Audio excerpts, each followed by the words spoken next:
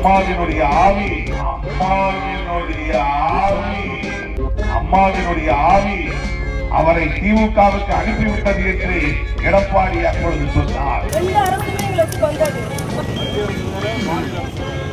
அண்ணா முன்னெழுத்து, மக்கள் திலகம் எம்ஜிஆருக்கு முன்னெழுத்து, தாவேகாவுக்கு முன்னெழுத்து, அதன் தலைவன் விஜய் அவர்களுக்கு முன்னெழுத்து.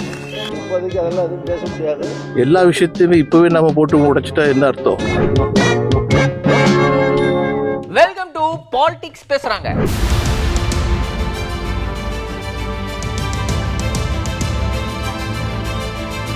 கம்யூனிகேஷன்ல எரர் இருக்கலாம், ஆனா அரசியல் அப்படிலாம் இருக்காது.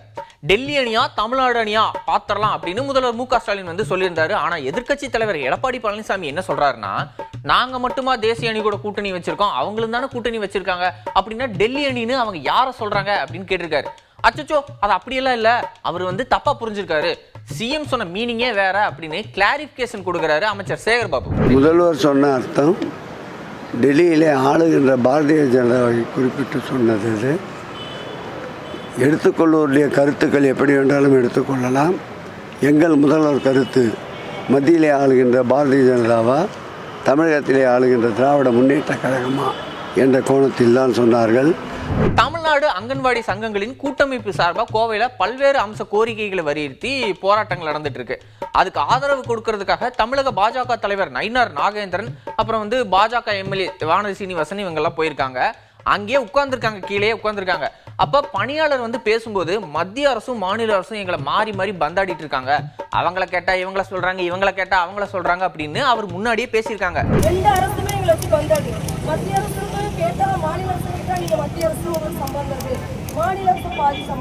என்ன நம்மளை கோர்த்து விடுறாங்க அப்படின்னு நயினார் நாகேந்திரன் வந்து என்ன பண்ணிருக்காருன்னா, உங்களுக்கு வந்து எக்ஸ்பிளைன் பண்ணிருக்காரு.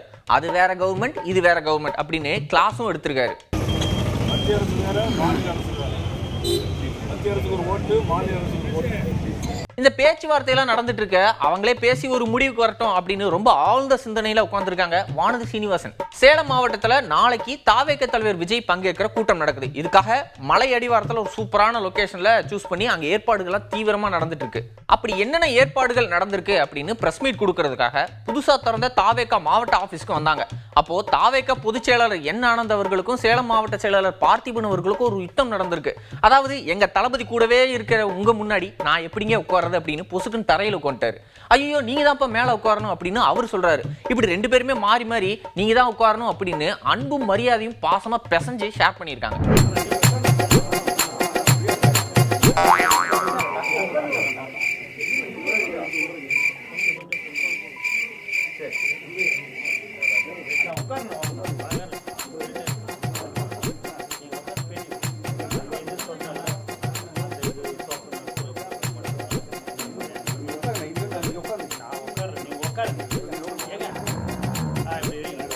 அதுக்கப்புறமா ஒரு வழியா ரெண்டு பேரும் பக்கத்து சேர்ல உட்காந்துரும் அப்படின்னு முடிவு பண்ணி உட்கார்ந்து என்னென்ன நிகழ்ச்சி ஏற்பாடெல்லாம் பண்ணிருக்கோம் அப்படின்னு சொல்லியிருக்காங்க.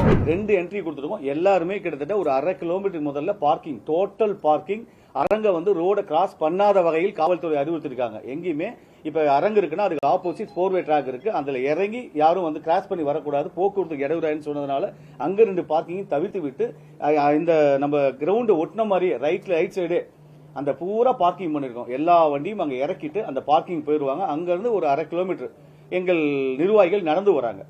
அங்கேயும் குடிநீர் வசதி ஏற்பாடு பண்ணி கொடுத்தோம். நடந்து வரும்போது தாகம் இருக்கக்கூடாது, உள்ள போறோம், அங்கேயும் குடிநீர் வசதி ஏற்பாடு பண்ணிருக்கோம். அப்படி நடந்து வரும்போது அங்கேயே அடையாள சான்றிதழ் இருக்கான்னு அடையாள அட்டை இருக்கான்னு பாக்குறாங்க. இருந்தா அதை அனுமதிக்கிறாங்க காவல்துறை.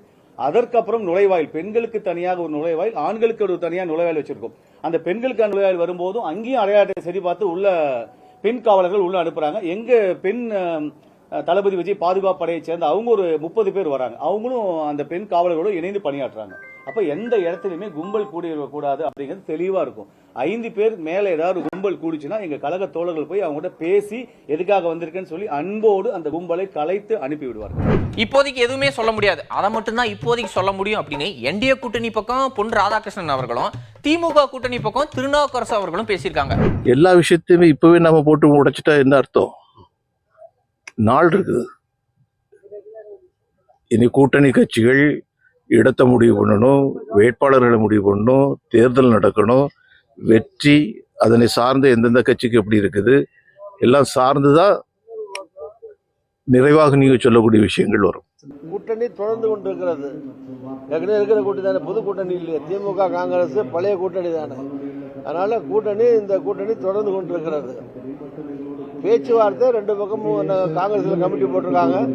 நேற்று தான் திமுக சார்பில் அறிவிச்சிருக்காங்க, கமிட்டி போட போறேன்னு சொல்லியிருக்காங்க.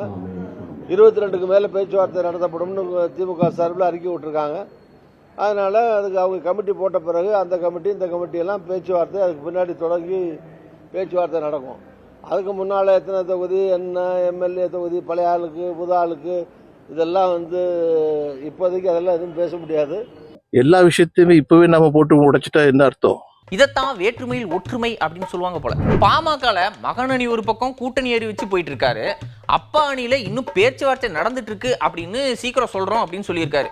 பட் ரொம்ப லேட்டா பண்றீங்க போங்க. இதே மாதிரிதான் தேமுதிகளையும் சொல்லிட்டு இருக்காங்க, நீங்களும் அதையே சொல்றீங்க. பாட்டாளி மக்கள் கட்சியினுடைய சட்ட விதி 35 படி, அது தேர்தல் ஆணையத்திலும் கொடுத்திருக்கிறோம், வழக்கும் தொடுத்திருக்கிறோம். 35 படி இந்தியாவில் உள்ள எந்த கட்சிக்குமே இல்லாத ஒரு சிறப்பான ஒரு கட்சி நிறுவன தலைவர் ஐயாவுக்குத்தான் எந்தவித அரசியல் கூட்டணியும் தேர்தலுக்கு பாராளுமன்றத்திற்கோ சட்டமன்றத்திற்கோ உள்ளாட்சிக்கோ வைக்க பேச்சுவார்த்தை நடத்த முடியும்.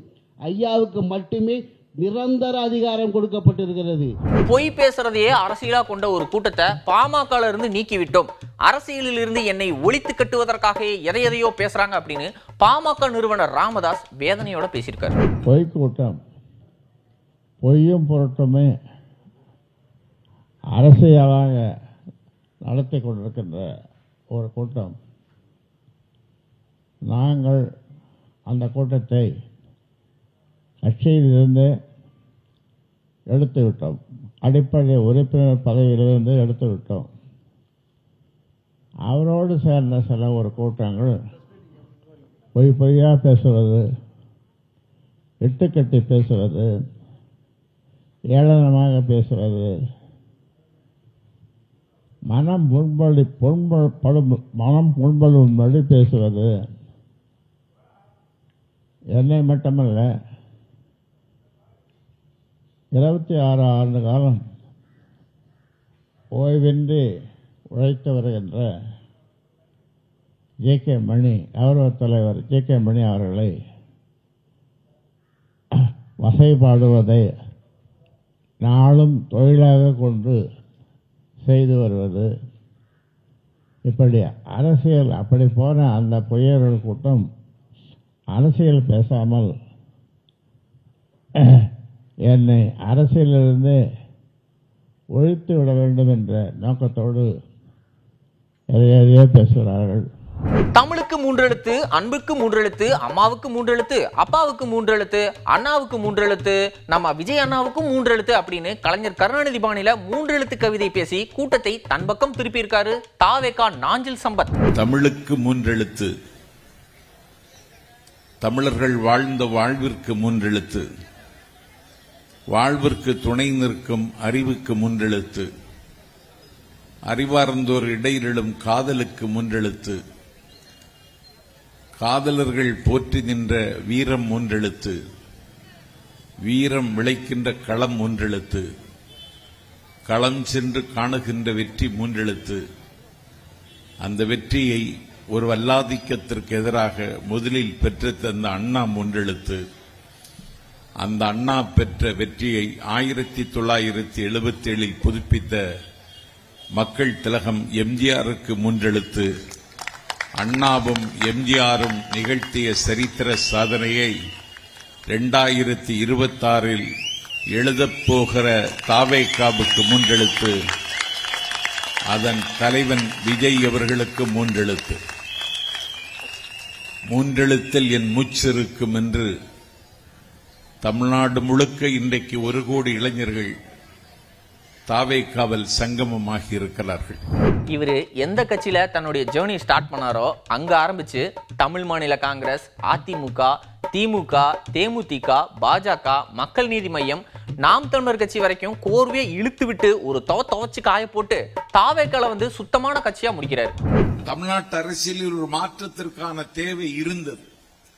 அந்த இடத்தை இட்டு நிரப்புவதற்குத்தான் 1994 மே திங்கள் 6ஆம் தேதி திமுக அண்ணா திமுகவுக்கு மாற்றாக மறுமலர்ச்சி திமுகவை தொடங்கினார். என்னை ஆட்கொண்ட அண்ணன் வைகோ. அவர் இப்பொழுது மறுமலர்ச்சி திமுக காணாமல் போய்விட்டது என்று திருச்சியிலிருந்து மதுரை வரைக்கும் தேடிக்கொண்டிருக்கிறார். அந்த மாற்றத்தை கொண்டு வருவதற்குத்தான் 6000 ஏக்கருக்கு அதிபதி, அன்னை இந்திராவினுடைய அம்பாசிடர், 4 முழ கதர் வேட்டி, ஒரு பாஸ்போர்ட் கூட எடுத்து வைத்துக் கொள்ளாத பவித்திரமான தலைவர் தமிழ் மாநில காங்கிரஸை கருப்பையா மூப்பனார் தொடங்கினார். அவர் தொடங்கிய தமிழ் மாநில காங்கிரஸை மிக குறைந்த விலைக்கு அவருடைய புதல்வன் மோடி இடத்தில் விற்றுவிட்டார். அந்த அரசியல் மாற்றத்தை தமிழ்நாட்டிலே நிகழ்த்தி காட்டுவதற்காகத்தான் விளிம்பு நிலை மக்களின் நம்பிக்கையை பெற்ற வள்ளல் குணம் கொண்ட சின்ன கவுண்டர் விஜயகாந்த் தேசிய முற்போக்கு திராவிடர் கழகத்தை தொடங்கினார். இன்றைக்கு அந்த கட்சியை கூறு கூறாக சின்னாபின்னமாகி போனதற்கு பிறகு அந்த கட்சியை விற்பதற்கு கடை விரிக்கிறார் பிரேமலதா. யாரும் வாங்க தயாராக இல்லை. அந்த கடமையை செய்வதற்குத்தான் ஒரு டார்ச் லைட்டோடு வந்தார் கமலஹாசன். உலகநாயகன் கமலஹாசன் டிவி பெட்டி, தொலைக்காட்சி பெட்டி உடைத்து திமுக எதிராக மூறி முழங்கினார். இப்பொழுது டார்ச்சை தொலைத்துவிட்டு அறிவாலயத்தின் தாழ்வாரத்தில் படுத்து கிடக்கிறார் கமலஹாசன். அந்த மாற்று அரசியலுக்கு முகம் தருதான் ஒரு சில்லறை பெயல் சீமான் தமிழ் தேசியம் என்று பேசி ஒரு அருவருப்பான அரசியலை இந்த நாட்டில் முன்னெடுத்து மக்களை நிராகரித்ததற்கு பிறகு எனக்கு மாடும் ஆடும் துணை என்று இன்றைக்கு மாட்டுக்கு பின்னாலே பயணம் செய்கிறான் அந்த முட்டாள். இன்றைக்கு அந்த முட்டாளுடைய கதை எங்கள் தலைவருடைய பயணம் போகிற ஊரிலெல்லாம் அந்த கட்சி சமாதியாகி கொண்டிருக்கிறது. ஆகவே திமுகவுக்கும் அண்ணா திமுகவும் மாற்றாக ஒரு இயக்கம் தேவை என்று வந்த பொழுது அதை இட்டு நிரப்புவதற்கு வந்தவர்கள் எல்லாம் காணாமல் போய்விட்டார்கள், கரைந்து போய்விட்டார்கள், கல்லறை குயிலாகிவிட்டது அந்த கட்சிகள் எல்லாம். ஆனால் அதற்கு பிறகு திமுகவுக்கும் அண்ணா திமுகவுக்கும் மாற்று அரசியல் என்று மட்டுமல்ல, ஆட்சி மாற்றமும் சாத்தியம் என்று நம்பிக்கையோடு தலைவன் வந்திருக்கிறார் என்றால் அந்த தலைவனுடைய பெயர் தான் இன்றைக்கு விஜய். முன்னால அதிமுக எம்எல்ஏவா இருந்த மனோஜ் பாண்டியன் இப்ப வந்து திமுக சேர்ந்துட்டாரு. ஆனா என்ன அனுப்பி வச்சதே எடப்பாடி பழனிசாமி தான் அப்படின்னு பேசியிருக்காரு. அது மட்டும் இல்லாம மறைந்த முதல்வர் ஜெயலலிதாவோட ஆவி இந்த காரணத்துக்காக தான் என்ன திமுக அனுப்பியிருக்கு அப்படின்னு பேசி வெடிய போட்டிருக்காரு. 5 ஆண்டுகளாக சட்டமன்றத்தில் நான் பார்க்கும் பொழுது அவர் வாசிக்கின்ற அறிக்கைகள், அவர் கொடுக்கின்ற பேச்சுகள், அவர் கொடுக்கின்ற அறிக்கைகள் ஒன்றிய அரசை எதிர்த்து போராடக்கூடிய அந்த பாங்கினை எல்லாம் பார்த்துதான் நான் திராவிட முன்னேற்ற கழகத்தில் சேர்ந்தேன். காரணம், ஆனால் இதற்கு நான் எடப்பாடி பழனிசாமிக்கு நன்றி சொல்ல வேண்டும். கொள்கை இல்லாத ஒரு கூட்டத்தில் இருந்து கொள்கை கூட்டத்திற்கு அனுப்பிய எடப்பாடி பழனிசாமிக்கு தான் நன்றி சொல்ல வேண்டும். காரணம், திராவிட இயக்கம், திராவிட கொள்கைகளை பாதுகாக்கக்கூடிய தலைவர் தளபதி அவரிடம் போங்கள் என்று என்னை விரட்டிவிட்டது எடப்பாடி பழனிசாமி. தமிழகத்தை அடகு வைத்து இங்கே டெல்லிக்கு அடகு வைத்து கட்சி நடத்தி கொண்டிருக்கின்றேன். ஆனால் அங்கே ஒரு கட்சி டெல்லியை எடுத்து போராடுகின்றது, நீங்கள் அவர்களிடம் போய் சேருங்கள் என்று சொன்னது எடப்பாடி பழனிசாமி. காரணம், நான் சென்ற கூட்டத்தில் விளாத்திக்குளத்தில் பேசினேன். விளாத்திக்குளத்தில் நான் பேசிய பொழுது நான் எழுப்பிய கேள்வி உங்கள் அனைவருக்கும் தெரியுமா என்பதை எனக்கு தெரியாது. கொடநாடு கொலை வழக்கு, கொடநாட்டில் கொலை நடந்ததற்கு யார் காரணம்? எடப்பாடியை எம்எல்ஏ கூட ஆக்காமல் சட்டம் துரத்தி அடைக்கும் என்று சொல்லி நான் அங்கே பேசினேன். எடப்பாடியிடம் பேட்டி கேட்கின்றார்கள். அவர் மனோஜ் பாண்டியன் இப்படி சொல்கின்றாரே, நீங்கள் அதற்கு என்ன சொல்லுகின்றீர்கள் என்று கேட்டபோது அவர் சொன்னார், அம்மாவினுடைய ஆவி அவரை திமுகவுக்கு அனுப்பிவிட்டது என்று எடப்பாடி அப்பொழுது சொன்னார். நான் தெரிவிக்கின்றேன், அதற்கு பதில் நான் இப்பொழுது தெரிவிக்கின்றேன்.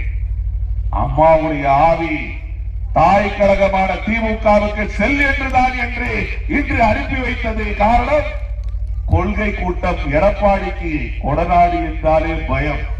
2011 என்ன நடந்துச்சோ அதே தான் இப்பயும் நடக்க போதாமா அப்படின்னு அதிமுக முன்னாள் அமைச்சர் செல்லூர் ராஜு பேசியிருக்காரு. அதாவது திமுக எதிர்க்கட்சியா கூட வராது அப்படின்னு சொல்றாரு. மக்கள் குவித்து போயிருக்காங்க.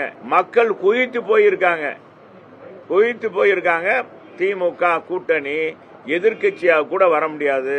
2011 என்ன நடந்துச்சோ அதே மாதிரிதான் இப்பவும் நடக்க போகுது. ஆனா ஆளுங்கட்சி யாரு, எதிர்க்கட்சி யாரு வருவாங்கன்னு தான் சொல்லல. இன்னைக்கு மாதிரி நாளைக்கும் யாரெல்லாம் அரசியல் பேசியிருக்காங்க, அதாவது பாலிடிக்ஸ் பேசியிருக்காங்க அப்படிங்கறத அடுத்த எபிசோட்ல பார்க்கலாம். அதுவரை நன்றி, வணக்கம்.